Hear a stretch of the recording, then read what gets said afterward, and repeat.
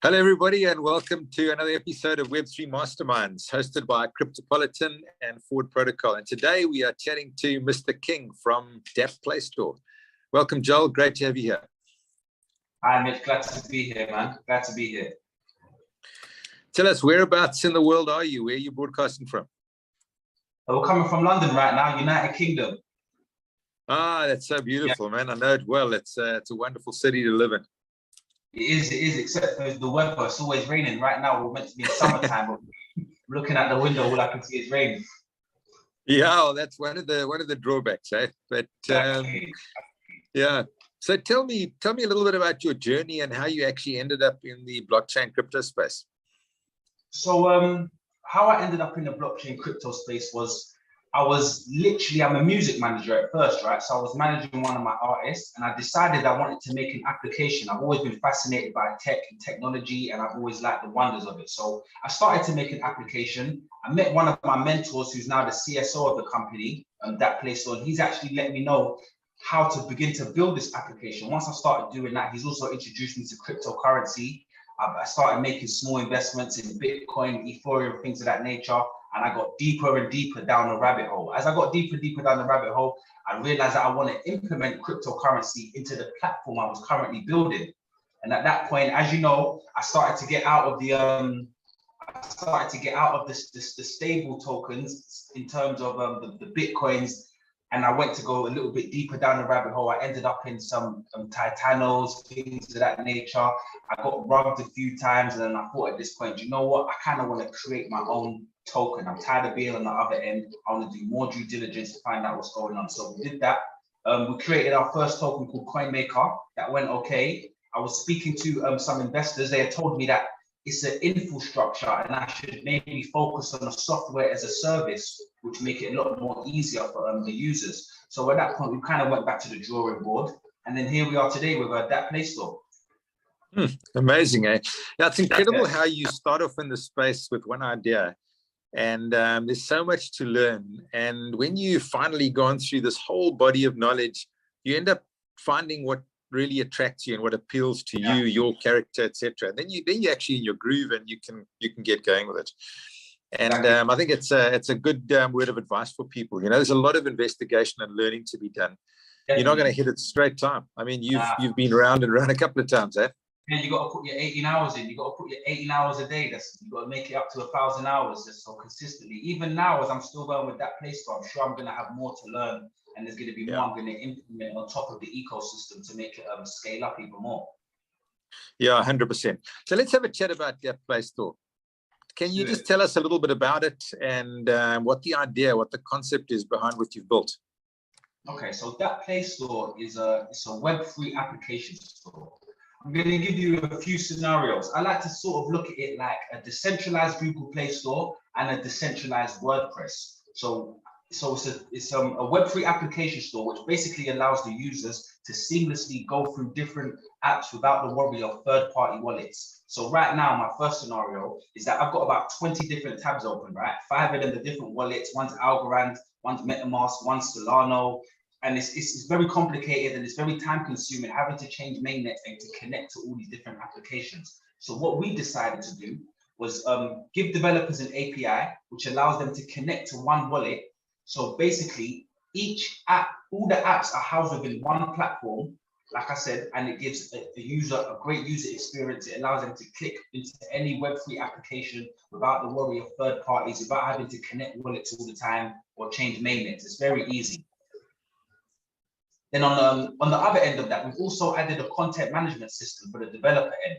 Now, what this basically means is that, so this is where I brought in the WordPress sort of scenario. So we allow developers to now create and monetize off of their application without having any coding required. So there's no coding necessary. You can add in themes, you can add plugins, and you can literally create an application from scratch, or you could migrate the application from the network you're already on, put it on our platform so that it's hosted over here, and you can also add in automated emails, notifications, you can monitor it, you can add in a team so that they can check on certain parts and do different departments of the work. So yeah, it just makes it a lot easier for the mainstream to adopt the blockchain space. That actually sounds amazing. So maybe you could just run through a user journey. If I was a developer or I had a Dapp that I wanted to put into Dapp Play Store, how would I approach you? What would I do? What would that look like to me? So how it would work is you would sign up, you'd create a wallet. Once you create your wallet, it would give you a few options, whether to have your free or your premium account. You pick which account you choose. Once you go through, it then either says to you, migrate or to build. So once you migrate, you literally just click the migrate button and you put in an APK. So we give you an APK or an SDK. So whether you're a web-based app, we give you an SDK, which allows you to convert directly into a mini app within our platform. Or if you're already a mobile app, we give you an APK, which allows you to convert your files over directly to our platform. And then from there, it's literally just as easy as that. It's migrated, it's uploaded, and you can now monitor it from the back end. You can add to it, like I said, you can take things off, and you can just watch the performance of your application from the admin side of it. That sounds very, very simple to do. And Joel, tell me, from a monetization point of view, how would I monetize that app in your environment? And is it something that I bring in from externally, or do you help with that functionality? So you bring in externally. So we give you an API which connects to our wallet, which is how the users are able to just be able to scroll through any app without having to keep changing mainnets. So how we help you monetize and grow is by what we do is we provide you with also an ad station. So you can do promotion, you can do things of that nature. So you can get more eyes and more traction, more traffic onto your business. We also have a 24 hours call service, so you can call us and we can help you. We provide you also with developers in case you don't know how to develop and you want to go a little bit deeper than just the drag and drop, and you want to actually add in your own coding and APIs. We provide you with that service also. That sounds good. I'm just looking through your website now, and I see a lot of names that I recognize: Axie Infinity, OpenSea, etc. I mean, you've got a lot on your actual website. It really looks amazing. Yeah, we've got a lot. We've actually partnered with about 50 Dapps within the last 2 weeks, so our numbers are going quite great. No, that's great. And Joel, so from a developer point of view, would this be the only environment that I would need to use to actually, keep my Dapp? I can basically run it off your backbone, off your infrastructure, and I can get onto the marketing, etc.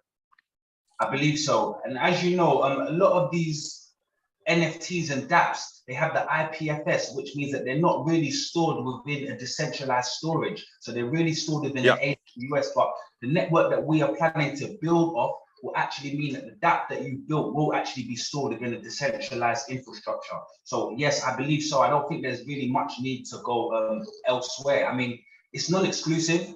Just like I like to say, Bitcoin is in multiple exchanges. So if you would like to list your Dapp with our platform, I would even suggest that you put it on multiple other platforms. But yes, in terms of growing it, monitoring, data analysis, performance, adding a team flow, and no coding required, I don't think you're seeing it anywhere else at the moment. Yeah, that sounds good.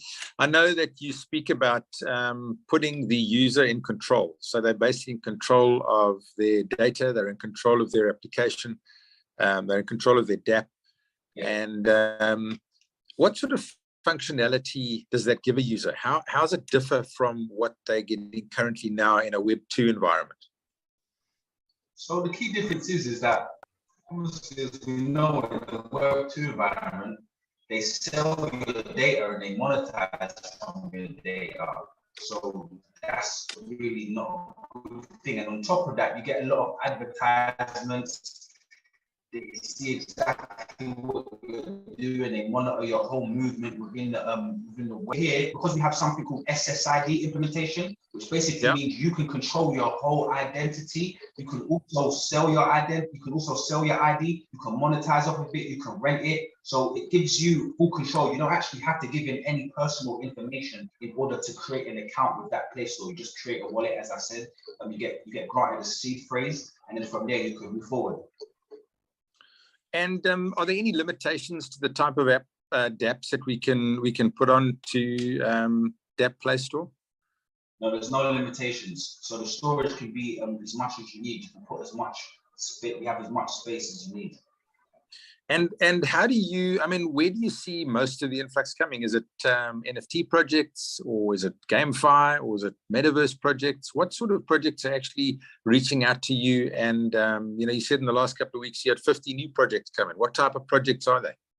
And that's an interesting question that you asked that, right? Because I've been looking at some of the data myself, and most of the that we've been partnering with have been metaverse projects. It hasn't been too many actual games, but a lot of the games are still in development at the moment and are not really live and able to be played with. But most of the dApps right now, which are in full service, are the DeFi apps. So those are what we're mainly looking towards at the moment: the decentralized exchanges, the bridges, the swaps, things of that nature, staking platforms. Those are live and ready to go right now. So we're looking at a lot of those. We are talking to a lot of games also, but as I said, we partner with a few games too, but as I said, a lot of them are still in development and are not quite ready to go. So we want it for the users end. So I know we spoke a lot about the developers end, but for the users end, I want it to be very easy and simple. So as soon as they open up the application, they can just click on any app. It doesn't take them to a website where they have to read about the app. They just go straight to the game, or straight to the fitness, or straight to the real estate platform, or whatever it may be, but they go directly to it without having to go through the website first. And it's actually just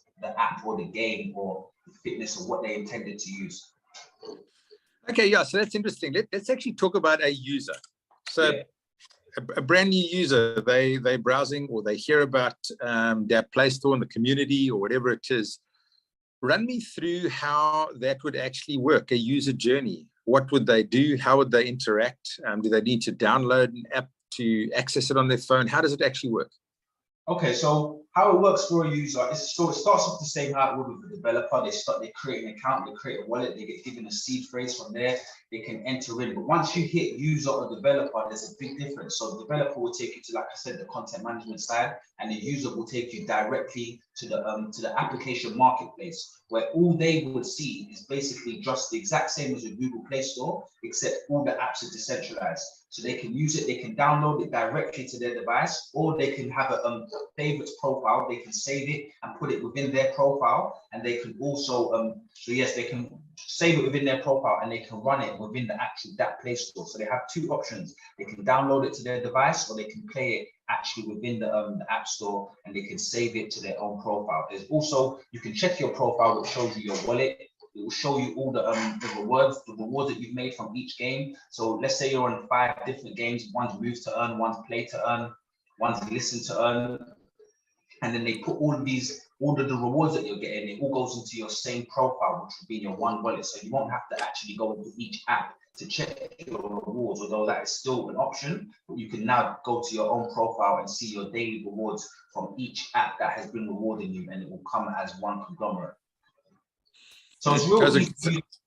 Yeah, I mean, it sounds very, very simple. I think most people have heard about play to earn and what have you, but tell us a little bit about listen to earn. That sounds quite interesting. It's quite a catchy phrase. I haven't heard a lot of it.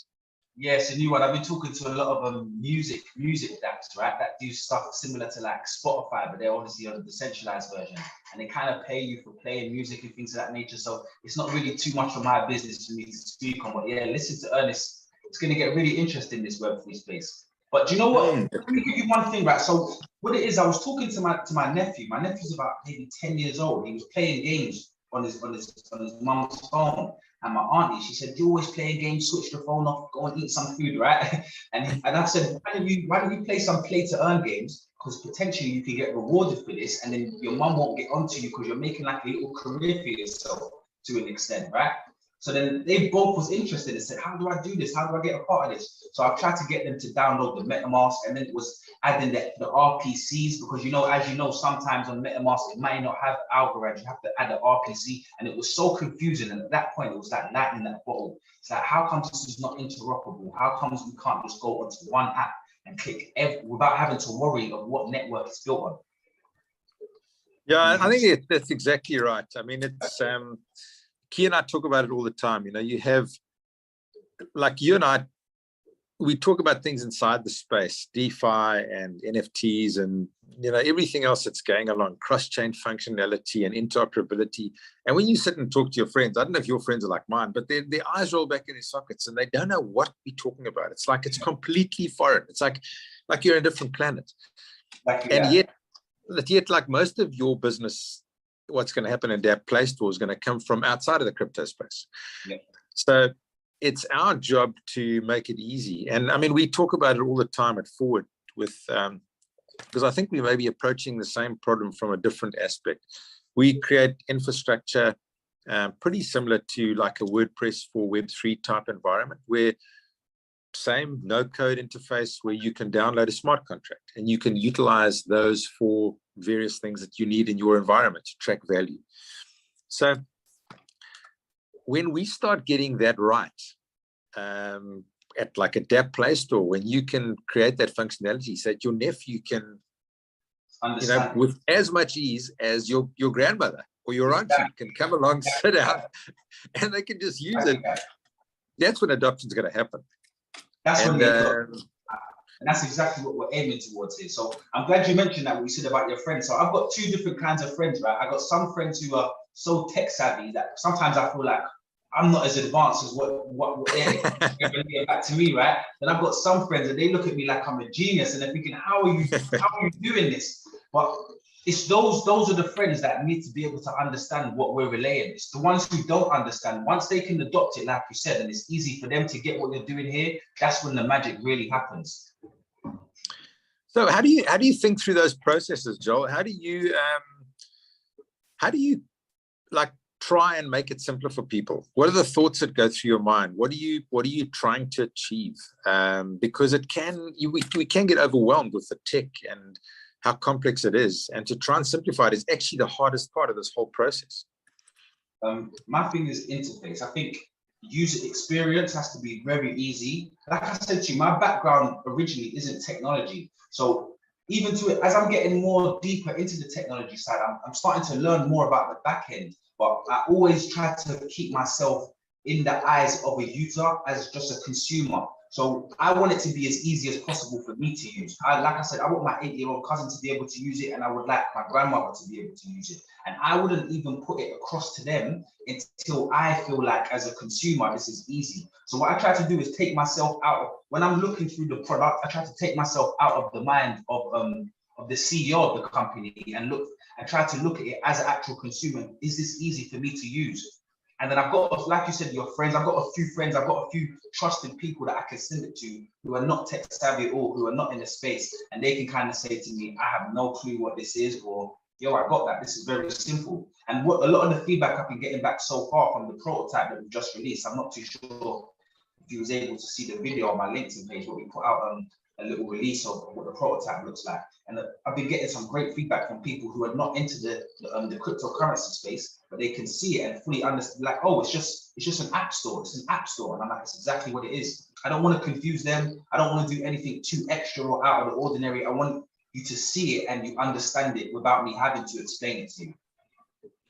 Yeah, I think that's it. If it's completely native to people, things that they're doing every day, all the time, then it's easy. So typically, how long would it take someone that is not very tech savvy, but they can use a smartphone and what have you, to actually come into Dapp Play Store and be able to assimilate the information and to utilize it? How long would that learning process take? I think the hardest part for a non-crypto user would be creating a wallet. I think that would be the hardest part, yeah. But once you get over that initial hump of creating a wallet, which isn't too hard because so when you create an email or you create a Hotmail, it's similar, except you're putting in your data here. So here you're not putting in your data, you're just putting in pieces of info. You're just clicking yes, no, and then it will provide you with a seed phrase. You obviously have to copy that seed phrase, you keep that to yourself, and then you put that back in. So it seems like a mind shift, but it's not that hard once you get the grasp of it. So like I said, once a user gets past that, the wallet part, creating an account, it's very easy from there. It'll be like second nature. It'll literally be like using the Google Play Store. It'll be like second nature. They won't even know that they're on a decentralized app. Yeah. I think that's actually the fundamental difference between Web 2 and Web 3 is that in Web 2, when you sign up for Hotmail or you sign up for Facebook or whatever it is, and you basically give them your data and they look after your data. And here, with your seed phrase and your private keys, etc., you actually control the data. So the responsibility shifts. You can't delegate the responsibility anymore. And it's quite right what you said. It's that mind shift that, you know, people need to embrace, because when they do that, it's actually a very simple step to the next point of departure. I agree. Yeah. So let's talk a bit about education and obviously bringing people into your communities, bringing them into the Dapp Play Store environment. How do you educate people? How do you make it simple for them to come in and you know, utilize? Like obviously you've put that video out, which is very good. What other things are you using to help people understand how they can interact with the community, with the environment, with Dapp Play Store, and actually function and get a high level of success out of it? So I was talking to somebody, right, and they was telling me that I think the first issue that we kind of got to get over is people understanding what a Dapp actually is. I don't think people understand what a Dapp actually is, a decentralized application.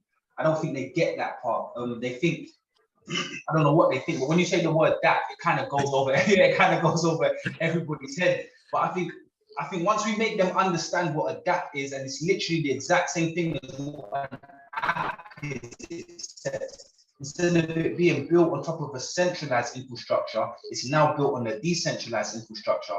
I think once they get their minds wrapped around that part, it's very easy. So we try to educate people on what a Dapp is. That is our main priority in terms of education at the moment. What is a Dapp? What is a Dapp? We're just trying to make a mainstream user know what a Dapp is. But then sometimes you got to look at it from like I said, I try to go back to a consumer's brain all the time. And as a consumer, you know what an app is, but you don't really know what an app is. You don't know it's a software as a service. You don't know what it takes to build an app. You just know that you want to use Facebook, and that's it. You download Facebook. You don't really take in the whole other concept around it. So I think the more we keep pushing it, things of like both what we're doing in terms of our businesses and how we keep pushing it onto the mainstream, I think it will just be a lot more easy for people to grasp. I think they're looking at it in a Web3, Web2 space, but instead of embracing it for what it actually is. Yeah, which is actually quite simple. It's very simple. It's very simple. But when you start looking at the blockchain and you look at the infrastructures and that's when it gets complicated. If you look at it for what it is, this is just an app and I'm just sending a message on WhatsApp. I'm just sending the same message on a D WhatsApp, for example, now, but I may be getting rewarded for every message I send. That's all it is. Yeah. You know, you crack that part of it and allow people to come in and just have that light bulb moment. You get mass adoption. Because that's what makes it simple. The functionality is great, and it's just that that UI that helps people to understand it. Yeah, I'm always fascinated about what projects do with the education. It sounds like you're doing a great job, Joel, because that's the nub of it. You know, you can have this amazing application, but if people don't know how to use it and it's too complicated, it just doesn't go anywhere. And yours is very, very simple. I try to make it as simple as possible. Now, that's not simple. Really. The back end, all the APIs, the SDKs, that's not simple. But for the user, for them, what they're looking at is very, very simple. Yeah. Well, that's exactly it. So let's switch tack a little bit and start talking about the industry as a whole and just your perceptions, etc. I mean, we've had such an up and down year. I think people were hopeful that the beginning of the year we'd run out of bull market by Feb, and I mean out of bear market, and it's just extended. And then we had the whole Terra Luna thing, and I mean people are being rattled. And what are your sort of thoughts about this year so far, as a project and just as the industry as a whole?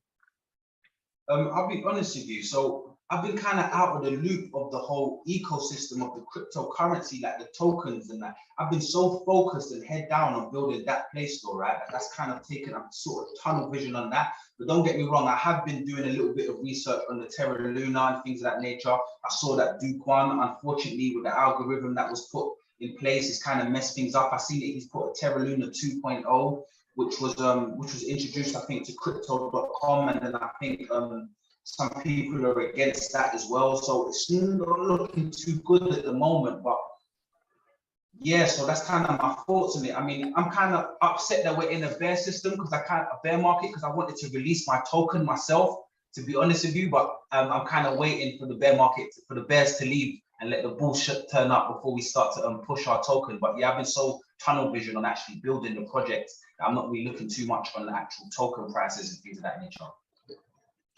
Yeah, I think you're right. I mean, I think sometimes retail investors don't really understand that to launch a token when there's no liquidity in the market just doesn't help anybody, because they don't get the benefit of it.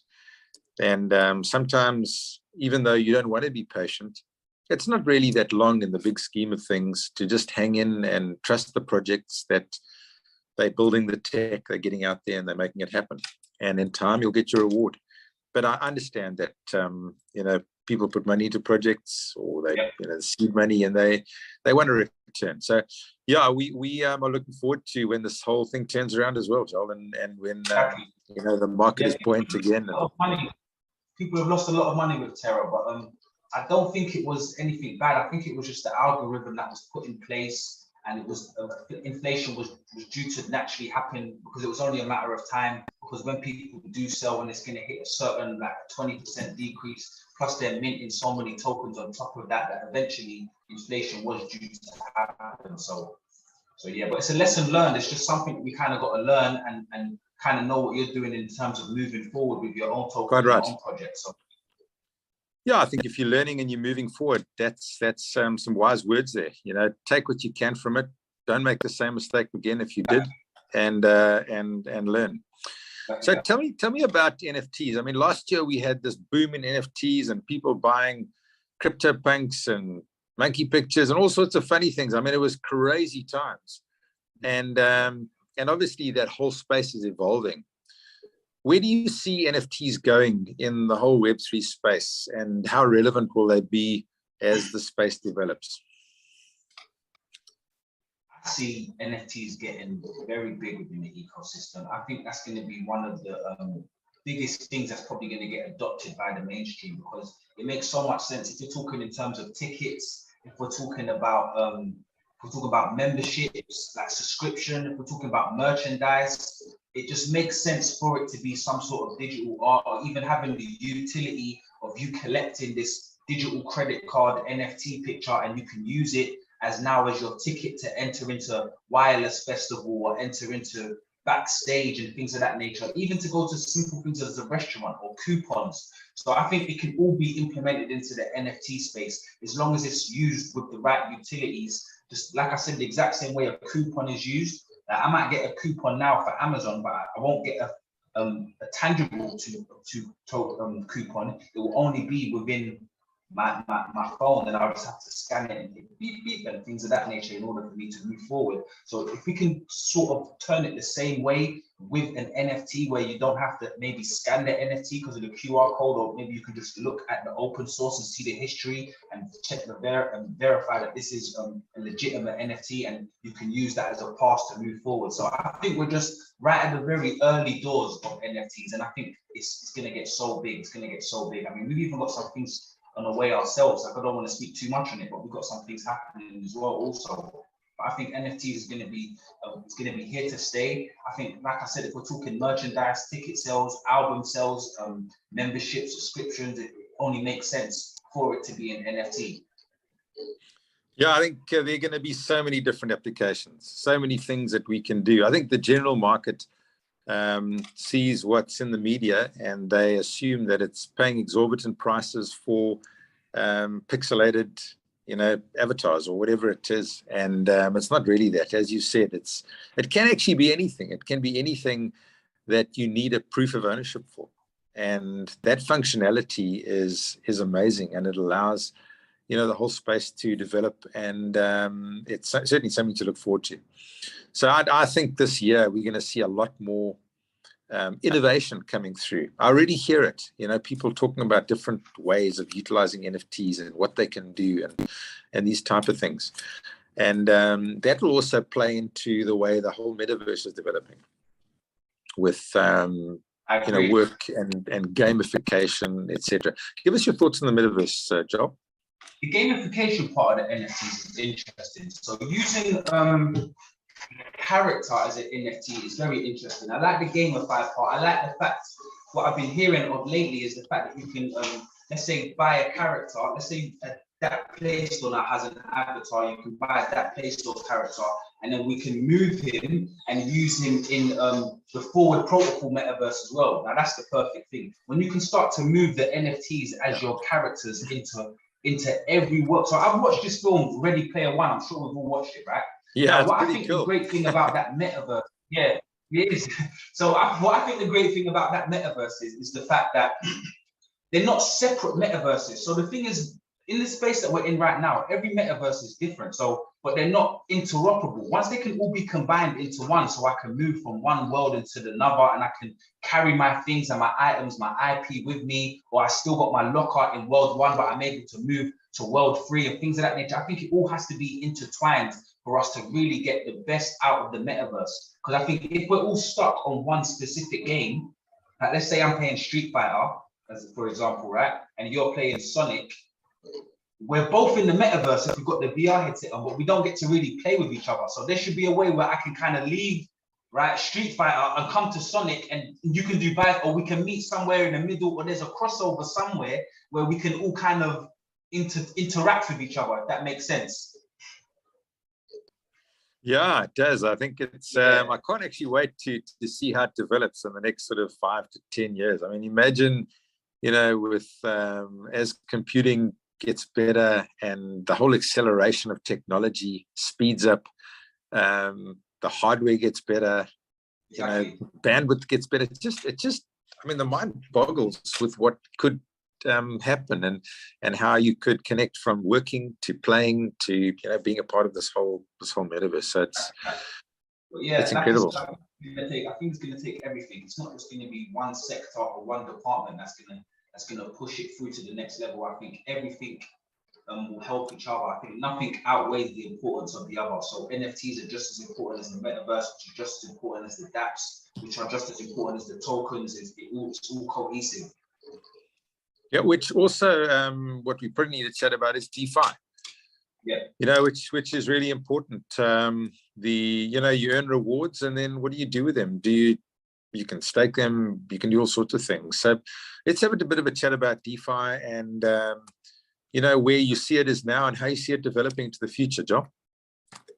I'm a big fan of DeFi. DeFi was one of the was actually was what I invested in straight away, first and foremost, in all these cryptocurrency projects. So I've always been a fan of DeFi. I've always been interested in how you can utilize the finances in a decentralized manner. So if we're talking about lending and borrowing, usually there's such high APR rates and such big interest that you have to give back to the banks, and there's always someone in the middle that can kind of give you the leeway to say, yes, you can have a card, or no, we reject you from creating another bank account and things of that nature. So I think the fact that it's now within the community's hands and it's all written within an algorithm and a code, which is trustless, so it allows us to kind of maneuver how we want to. I think that's perfect, and I think it's definitely going to be more used within the future, because just like we were saying earlier, I don't think the mainstream has adopted that idea of it yet. I think it's because we're using such new words like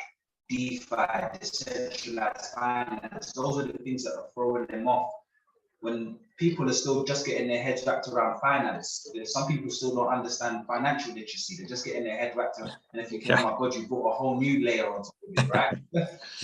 But exactly that. But it's literally the exact same thing, just with a different terminology, and without having a centralized infrastructure, there is a coding in place which could be considered as the decentralized infrastructure. So it's the exact same thing, except it's just written within code and no one controls it or owns it, which is giving back ownership to the people in the community. So I'm all for DeFi. Yeah, I think the functionality, we've seen how, I mean, especially this year, a lot of mainstream businesses have started, you know, putting money into DeFi, and I think that is, as it gets more regulated, it allows them to come in because their corporate governance doesn't, you know, prohibit them now. Now they can actually step forward, bring some money in, and we've seen some big companies put a lot of Bitcoin in their balance sheets, and you know, be staking, and it's amazing the functionality that's coming about. So in your environment, in what you do, is there any sort of regulation that is prohibiting you from going forward, or is that more sort of for the decentralized finance, for the token side, or it's more for the decentralized finance and the token side, because we don't like, we're not an exchange and we don't deal with tokens. We only deal with the websites or the apps, the Dapps, right? So we don't really go through the same SEC laws or FCA laws that some people would have to go through, luckily. And Joel, what do you see as the bottlenecks in holding the industry back? You know, everybody talks about adoption, and we know that the rate of growth is faster than the internet ever was. And, you know, we're talking about 1 billion users coming on in a couple of years' time. So what currently do you see as bottlenecks that actually hold that back? I mean, if we opened up those, the floodgates would open. What are those particular things that you would say, let's focus on those, get those out of the way, sort that out, and the industry will already open up for a bulk of users? I think it's touching on what you said earlier. I think it's a lack of education, I feel like. And I feel like a lot of people are still understanding, like I said, just financial literacy right now, and then trying to learn something new on top of that is kind of throwing them off. So most people don't even know that Facebook makes most of its money off of data and things of that nature. But I think no one really even understands that. I might say that to my mother now, right? And she wouldn't even care that they're selling her data to an extent.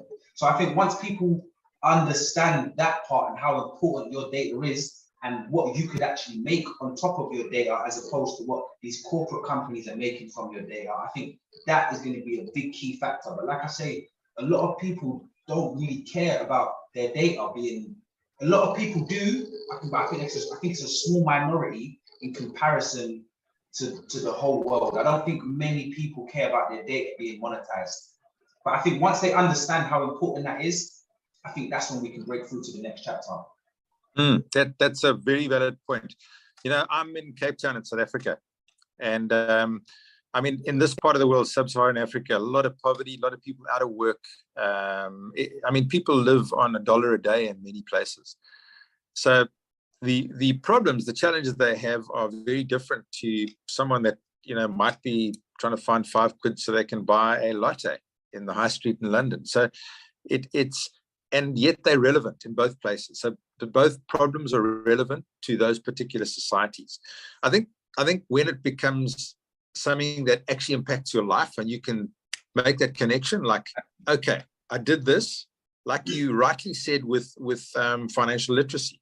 We don't know how things happen. And now we've got to learn something else. If we just have a functionality that says, this is what I do and I get a benefit, then why wouldn't I use it? Because if it's easy to use and I'm getting a benefit and it's better, then it's cool. And I'll move forward from there. So it's... And people like what they're used to. They don't like change a lot of times. It's like the same. Yeah, you say people don't like new trick. Yeah, but yeah, people don't like change. You're right. And I think, look, we've seen how UI has developed, which makes functionality so much easier for people. So they don't have the aggravation, which is where we started off, you know, today, is that it's clunky and it's hard in the blockchain space at the moment. But when that functionality and UI gets sorted out, it creates inclusion for so many people that aren't really interested in what we do on the back end. They just want a beautiful front end. They want to get on with their lives and get it done. So yeah, we've got our work cut out for us, Joel. It's we've got some work ahead of us to brainstorm, to to make it simple for our folks, which is really cool. Good being on the lineup, being on the frontier. I'm happy to be here. Yeah, it's actually amazing. It's an incredible industry to be in. It's wonderful actually learning. I think that's one of the things that I really appreciate, is that the openness of people that are willing to share what they've learned. You can learn from them. I learn something every day. It's almost a constant process. And the things that we learn is finding easy ways to teach our communities so that they can, you know, move with us, and we can all travel this journey together, which is really great. So, yeah, I just wanted to ask you some final thoughts, whether it's about Dapp Play Store, the industry in general, some things that that really sort of stand out to you, that get you up in the morning and that you get stuck in and you put the effort in for? What are the things that, if you were going to talk to people that are listening to this, you say, listen guys, these are the few things that you could do that would help you, it would accelerate your learning, it would create the opportunity for you in this wonderful space that is accelerating forward. Come and be a part of it, but you need to do some fundamental things. What advice would you give people? You've got to put in your 18 hours a day. You've got to do your 1,000 hours. You have to do your 1,000 hours. You can't just invest into something without doing the due diligence, checking out who the CEO is, looking at the team, looking at the company, seeing their roadmap, what the plans are. Without the 1,000 hours, I don't think you should be making any steps forward into anything. And that doesn't just go for just blockchain, that goes for any business or anything you're interested in. You have to put in the time to do the research, revise as much as possible. So that would be my first step. Get some Bitcoin. You can never go wrong with some Bitcoin.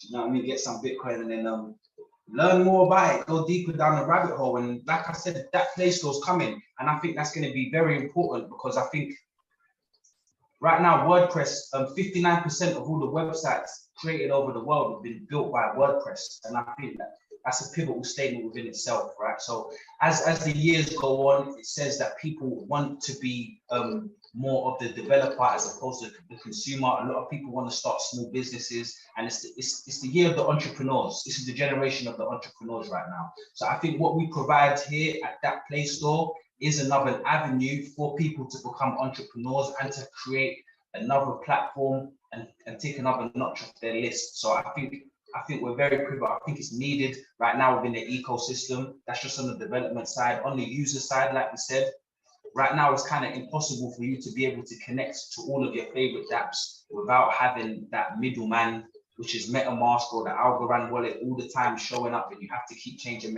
So we're just trying to make it easier. We're just trying to make it so much easier. We want to make it adoptable by the mainstream. I want my grandmother to be able to play this, and I want my 8-year-old cousin to be able to play this also. So that's exactly what I'm aiming for right here.